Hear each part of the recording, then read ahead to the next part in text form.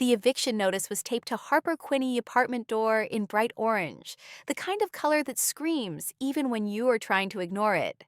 She ripped it down at 2:17 a.m., crumpled it into her apron pocket, still smelling like greasy diner fries, and opened her phone with fingers that hadn't stopped shaking since the landlord's knock. Rent was 3 weeks late. Tips had dried up. Her car wouldn't start. And the viral dare staring back at her from the screen felt like the universe laughing in her face. The video had 42 million views already. Some influencer in a mansion waving a stack of hundreds, daring anyone to marry a total stranger for $10 and film it. Comments poured in, mostly rich kids saying they'd never. Poor kids saying they would in a heartbeat. Harper's thumb hovered. She was 26, drowning, and so tired of pretending she was in tea. She opened the camera, hit record, and let the words tumble out before common sense could stop her. "Okay, internet," she said, voice raw from a double shift and too many tears swallowed in the walk-in freezer. "You want crazy? I'll give you crazy. Tomorrow at noon, I will be at the county courthouse downtown. If any human with a $10 bill and a cheap ring wants to marry me for real just to say we did it, I'm in. No prank, no scam. Just two idiots, $10, and whatever the clerk charges for a license. I'll be the one in the red hoodie with the hole in the sleeve. Dawn to all fight at once." She posted it, turned her phone face down, and cried herself to sleep on the couch because her bedroom light had been cut off with the electricity. By morning, the video had 11 million views. By 9 a.m., it was trending worldwide. By 10:30 a.m., her inbox was chaos, death threats, marriage proposals, brands offering sponsorships, news stations begging for exclusives.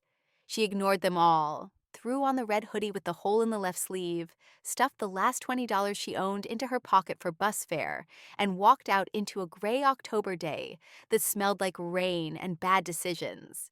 The courthouse steps were already packed. Phones everywhere, teenagers live streaming, a drone buzzing overhead. Someone had chalked 10 wedding this way in pink on the sidewalk, with an arrow pointing to the entrance. Harper's stomach dropped. She almost turned around. Then she saw him. One man standing apart from the crowd, no phone out, no grin for the cameras. Tall, dark hair curling at the collar of a simple gray suit that looked expensive but worn like it was his only one. He held a single crisp $10 bill between two fingers and a cherry ring pop in the other hand, like it was the most serious thing in the world.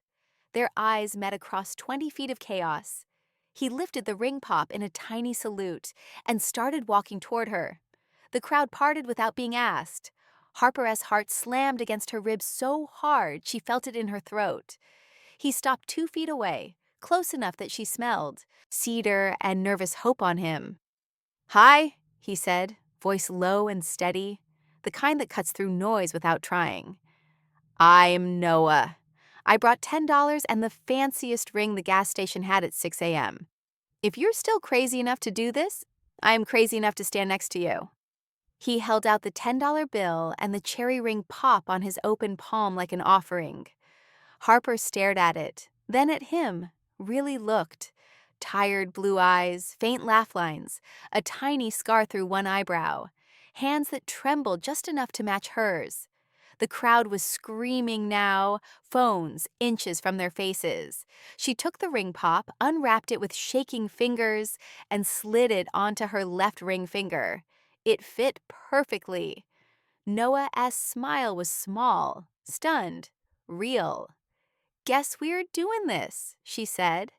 He offered his arm like it was 1950 and not the middle of a viral meltdown. She took it. Together, they walked up the courthouse steps while the internet lost its collective mind behind them. Inside, the clerk looked up, took one glance at the circus outside the windows, and sighed the sigh of a woman who had seen everything. "License is $75, she said, cash only on weekends." Harper's stomach sank. She had 20. Noah pulled out a worn leather wallet, counted out exact change without flinching, and slid it across the counter. The clerk raised an eyebrow. Names: Harper Quinn, Noah Ellis. Occupation: waitress, Harper said. Writer, Noah said at the same time. The clerk stamped the form so hard the desk shook. 5 minutes later, they stood in the tiny ceremony room that smelled like lemon polish and old dreams. A bored janitor and a courthouse intern served as witnesses. The judge read the shortest vows in history. Noah repeated after her, voice steady. I, Noah, take you, Harper, to have and to hold for better or worse, $10 and one ring pop, till death or paperwork do us part. Harper laughed so hard she cried when it was her turn. I, Harper, take you, Noah, same deal, same candy, same insanity. The judge pronounced them married. Noah slid the $10 bill into her hand like a wedding band. Harper kissed him quick, cherry sweet, and absolutely real, while the intern filmed on her phone because the whole world needed to see. They walked out husband and wife to a wall of flashing cameras and screaming headlines. Noah kept her hand in his the entire way down the steps. Harper looked at the cherry ring pop, now sticky on her finger, at the $10 bill folded into a heart in her palm, and at the stranger who had just become the craziest best decision of her life.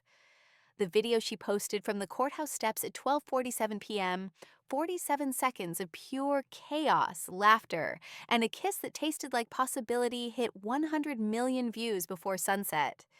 By the next morning, news vans would park outside her crumbling apartment building like vultures. But right then, standing on the courthouse steps in a holy red hoodie with cherry, candy on her finger, and a complete stranger's hand in hers, Harper Quinn felt something she hadn't felt in years. Hope, and $10 never looked so rich. The courthouse doors swung shut behind them, and the roar of the crowd dropped to a muffled hum, like someone had pressed mute on the entire world. Harper and Noah stood in the sudden quiet of the lobby, still holding hands, breathing hard from the sprint down the steps, and from the sheer insanity of what they had just done. The cherry ring pop was already starting to melt in the October heat, leaving a sticky red trail down her wrist. Noah looked at her first. "So, hi, wife," he said, the word wobbling somewhere between a laugh and a prayer. Harper barked out a laugh that turned into a hiccup. "Hi, husband. Nice to meet you after the wedding." They stared at each other for 3 full seconds before they both cracked up, leaning against the marble wall like two kids who had just gotten away with the best prank in history. A security guard walked past, did a double take at the ring pop and the $10 bill peeking from Harper's fist, shook his head, and kept walking.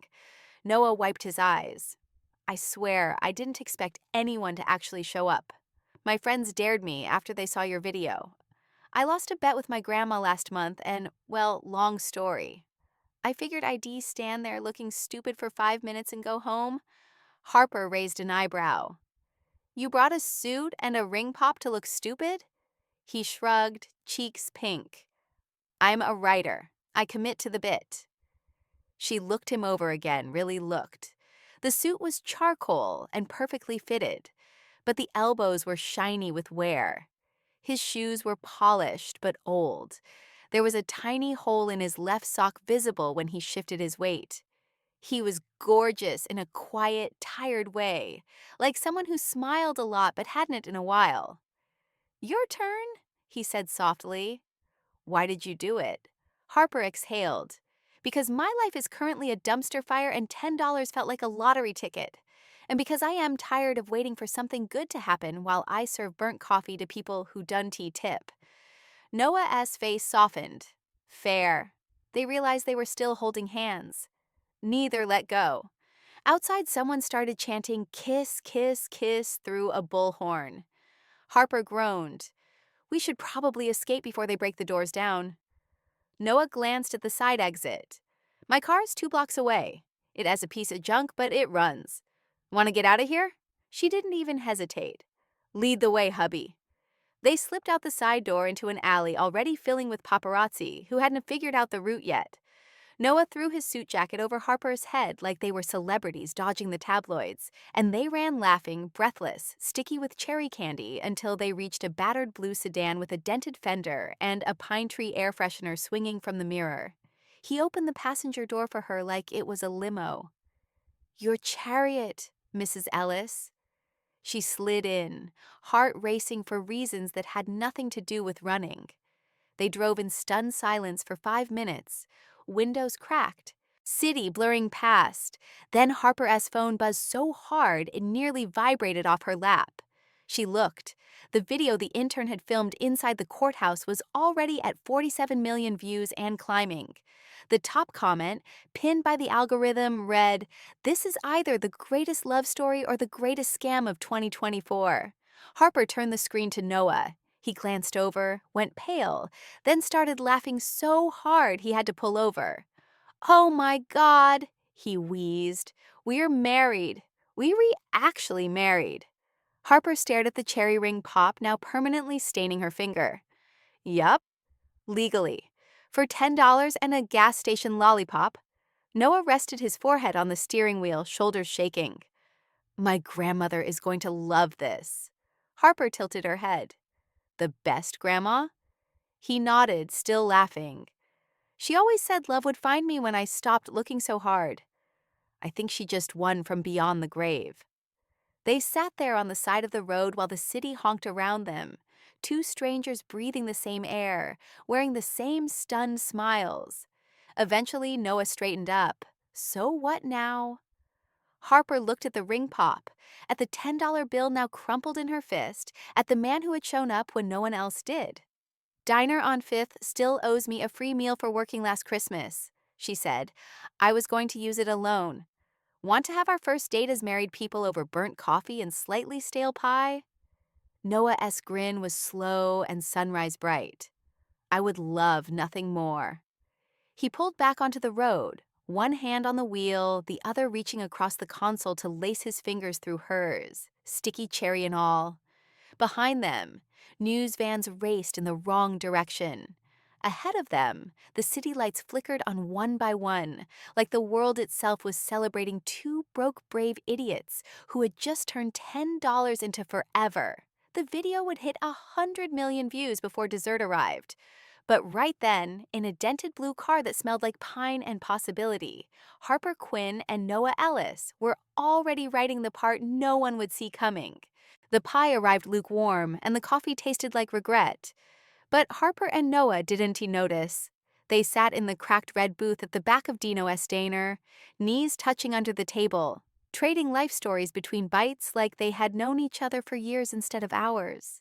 Harper told him about growing up in foster care, about the art degree she couldn't have finished because rent always won. Noah talked about writing children's books under a pen name no one knew, about his grandmother raising him after his parents died, about the way words had always been easier than people. By the time the waitress dropped the check on the house, because she had seen the video, Noah was drawing tiny cartoons on the napkin for Harper, a stick figure bride with a ring pop, a groom with a $10 bill cape. Then Harper's phone exploded. Not buzzed, exploded. Notifications stacked so fast the screen froze. The diner's old TV above the counter cut from a cooking show to breaking news. A blonde anchor practically shouting. Internet sensation Harper Quinn, the waitress who married a stranger for $10 this afternoon, has just surpassed 300 million views in under 6 hours. Is it performance art? A social experiment? A scam? We're live outside her apartment building right now. The camera panned to Harper's crumbling 6-unit complex, now surrounded by news vans, drones, and a crowd waving signs that said things like, "Marry me, Harper, and 10 or bust." Harper's fork clattered to the plate.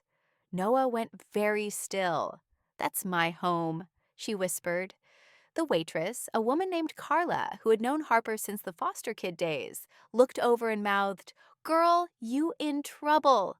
They paid anyway, Harper insisted, sliding her last 20 across the table and slipped out the back door into the alley. Noah's car was blocked by a satellite truck. They ran 3 blocks to a convenience store, bought baseball hats and cheap sunglasses with Noah's emergency 20, and called a rideshare under the name Cherry Ring Pop because they were delirious. By the time the car pulled up to Harper's building, it looked like a music festival had crashed into a riot.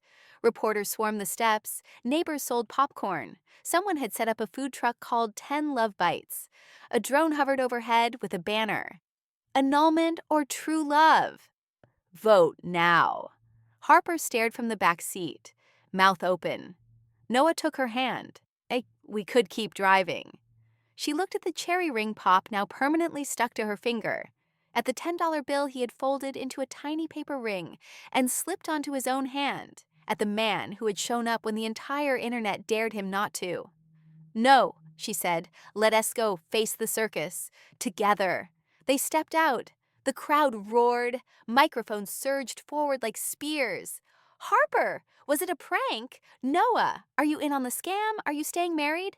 Harper raised both hands, sticky ring pop glinting under camera lights.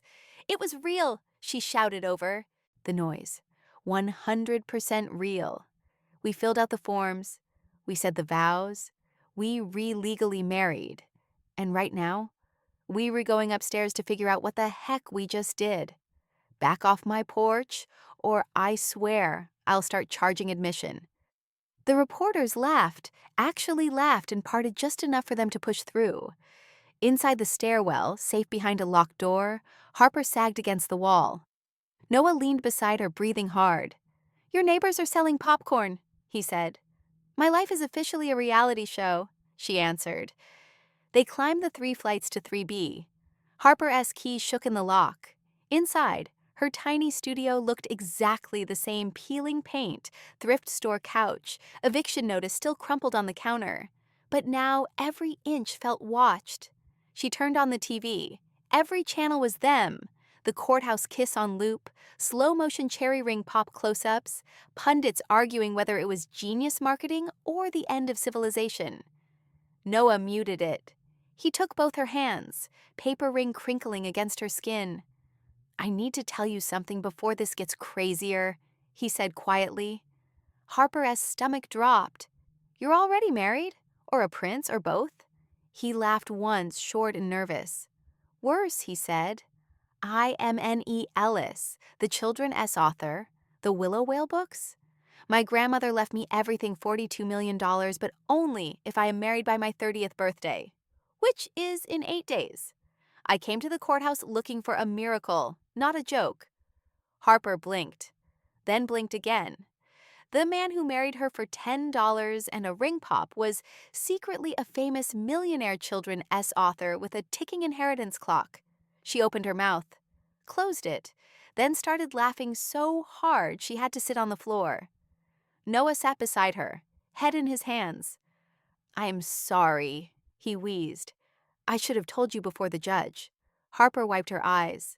So let me get this straight, she said. I married a stranger for $10 to pay rent and accidentally saved a famous author from losing $42 million? He nodded miserably. She punched his shoulder light, affectionate. Noah Ellis, you absolute disaster, she said, still laughing. We are the dumbest smart people alive. Outside, the crowd chanted their names. Inside, on a sagging couch in a studio apartment that suddenly felt too small for the size of their story, Harper Quinn looked at the man who had become her husband in the span of one wild afternoon. And for the first time in years, the future didn't feel like a dead end. It felt like the beginning of the best book no one had written yet. The laughter faded into the kind of silence that only happens when the world is screaming outside your window, and two people inside are trying to decide what forever actually means. Harper sat cross-legged on the carpet, back against the couch, cherry ring pop now a permanent red stain around her finger. Noah sat opposite her, knees drawn up, paper $10 ring crumpled and refolded so many times it looked like lace. $42 million. 8 days.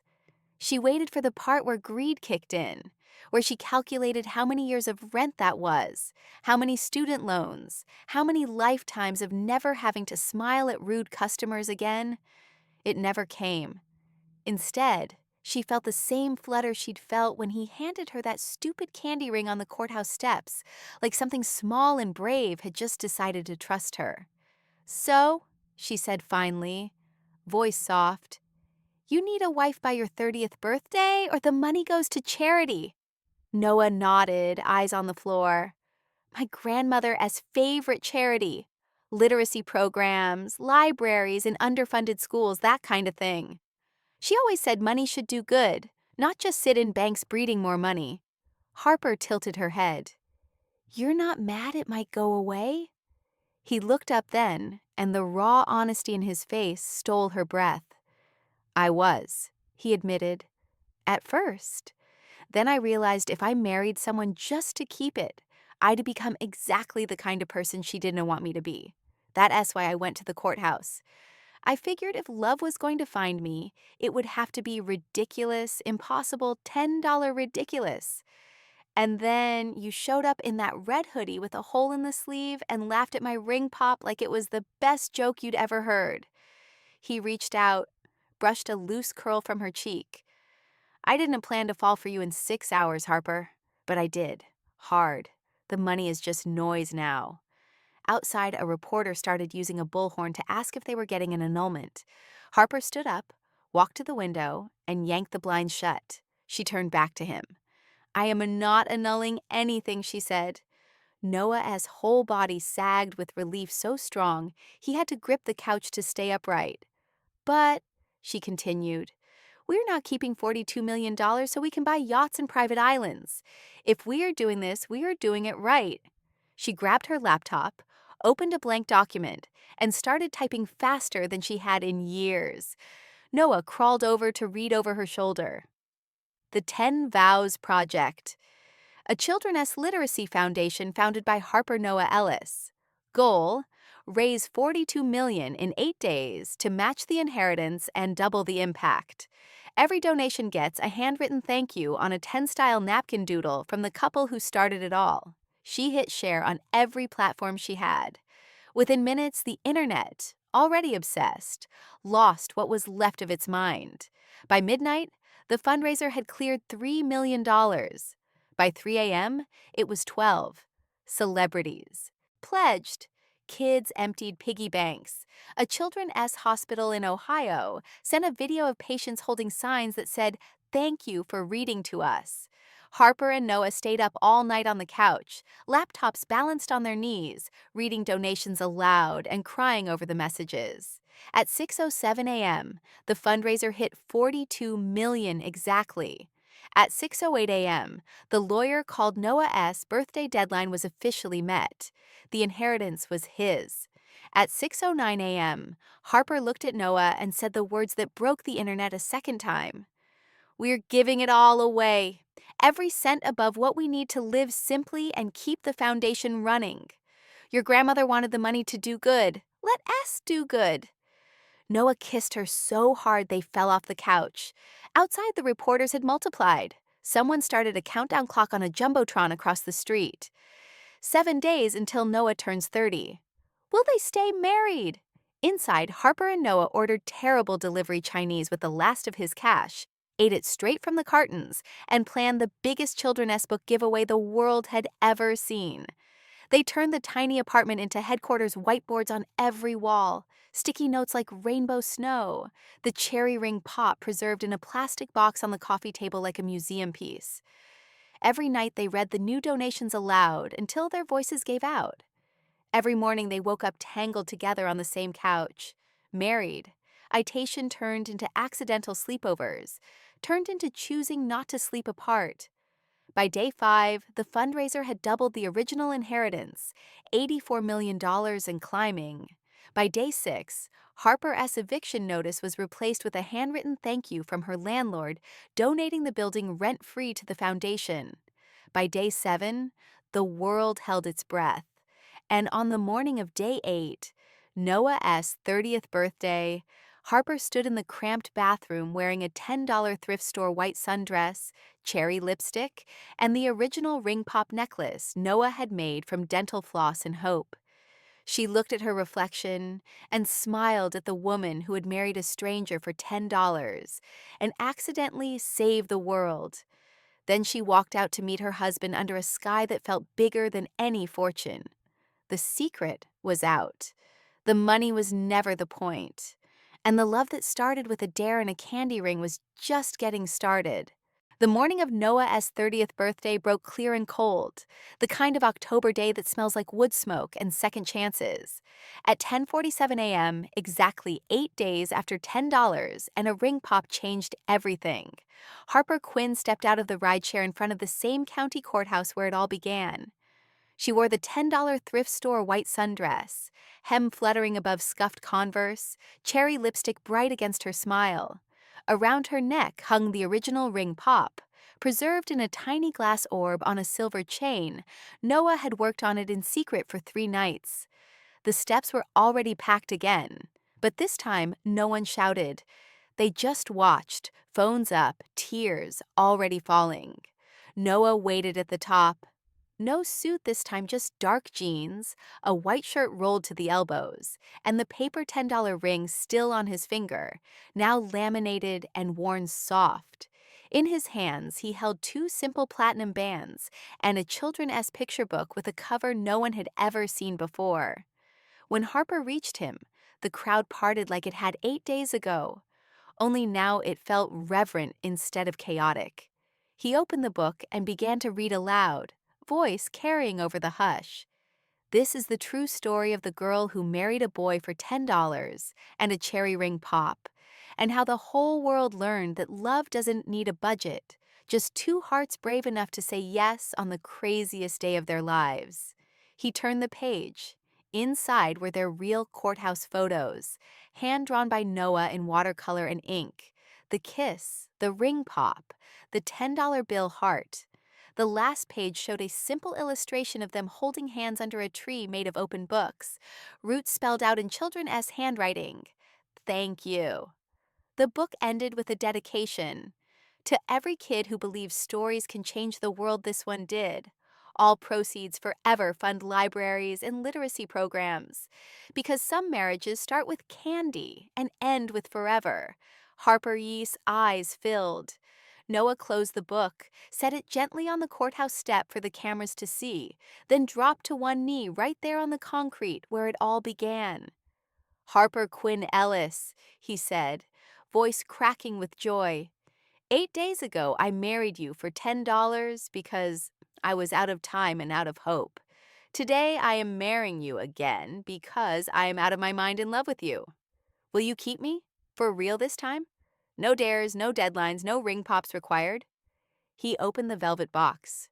2 platinum bands, inside each engraved 10/19, the date of their first wedding. Harper didn't even let him finish standing up. She tackled him into a kiss that sent the rings flying and the crowd into absolute pandemonium. When they came up for air, she was laughing through tears. Yes, you beautiful, ridiculous man. 1,000,000 times yes. The same judge from 8 days ago appeared in the doorway, grinning like a proud dad, marriage license already in hand. They signed it again, same names, same courthouse, same witnesses. The janitor and the intern now wearing I was there t-shirts. Only this time Harper used the laminated $10 bill as a pen holder, and Noah slid a real ring onto her finger, right over the faded cherry stain that would never quite wash off. The judge pronounced them husband and wife for the second, official, forever time. The crowd counted down from 10, and when they kissed, every phone in the city flashed at once like a galaxy exploding. That night they didn't go to a fancy reception. They went back to the little library Noah's grandmother had loved, a tiny brick building scheduled to close, until the 10 Vows project bought it outright and turned it into headquarters. They cut the ribbon together while kids from the neighborhood ran in and out with brand new books. Harper wore the thrift store dress and Converse. Noah wore jeans and the paper ring he refused to take off until the platinum one was on for good. They danced under string lights to a playlist made entirely of voice messages from strangers who had donated messages of love, congratulations, and gratitude. At midnight, when the last child had gone home with a book under their arm and the last camera had finally left, Noah and Harper sat on the library steps, sharing a slice of $10 grocery store cake. He fed her a bite, then pulled the preserved ring pop necklace from her neck and replaced it with the new platinum band on a chain. From candy to forever, he said softly. She kissed the paper ring still on his finger. Turns out $10 was the best investment we ever made. Years later, their daughter would learn to read on those same library steps, tracing the engraved date on her mother's ring, while Harper read aloud from the picture book that started it all.